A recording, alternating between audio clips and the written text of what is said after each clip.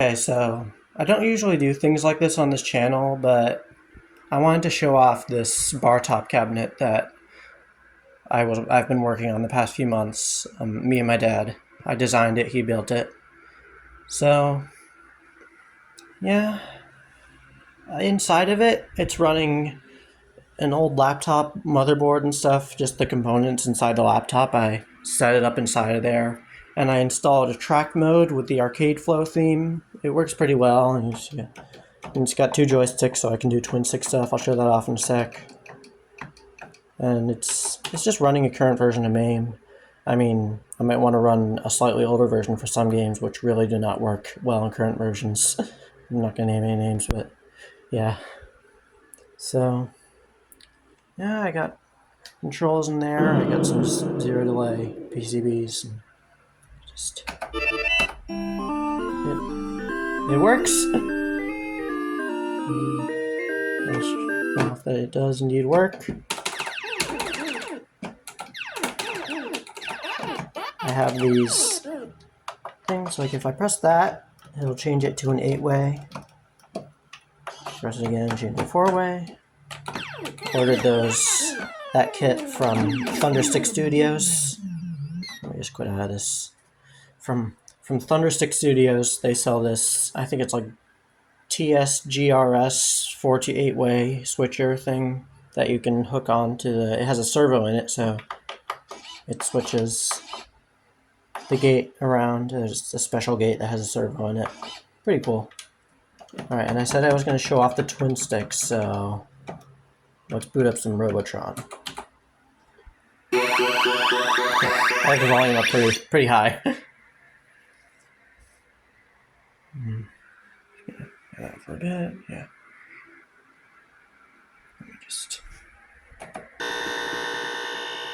I don't think I've heard that credit sound before. This game has like a million credit sounds. I'm not really going to be able to actually play because I'm recording and I only have one hand. Some games you can play one hand, like Pac-Man. Robotron is definitely a game you have to use two hands to play. Okay, that last grunt just killed himself. Yeah. Point is, twin stick works. So, yeah. I also have, if I want to use analog, I have this Egret 2 Mini trackball spinner control thing. I kind of didn't take into account the size of the cabinet, so it's a little awkward. But if you want, I can just prove that it works. I'll actually, let's do Missile Command.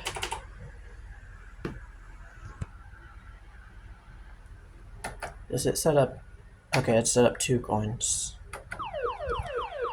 And yeah, if I move the trackball, it moves.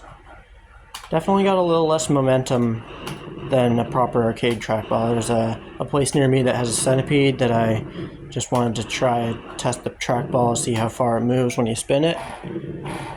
Definitely moves a lot further in one spin. So, not too accurate, but it does work, and that's cool. And of course, it's not just memes, so I mean I have a few things that like... Oh, that's not what I wanted to do. I should pay attention. Displays, yeah. Windows, it's still in the favorites. Yeah, okay. I can run my own Fix-It Felix remake on it. And that works. It has controller support, so I didn't really have to set up anything special for the most part. Aside from exiting the game, I did have to do a joy to key thing, but joy to key is kind of awkward, especially in conjunction with the track mode for some reason. So I might actually want to like look into making a special version that does, just for this, that does have an exit button coded in. Maybe? I don't actually know if I'm going to do that. But this does work pretty well, and the joy to key does cooperate. But it doesn't really cooperate with some other things, like aniline. I did want to run aniline, but it's just a little awkward. I mean, maybe I'll figure it out somehow. Anyway, Let's boot up Star Zone. This is actually a game made by Dillweed, aka Taylor. His channel is The Dillest Weed, and it's basically just like a Galaxian style game, but it's pretty accurate to time. I think it's a fun time, and it runs. I had to use JoyKey for this because it doesn't have controller support, and yeah, it runs. It works. Alright, I think that'll be about it. Bye.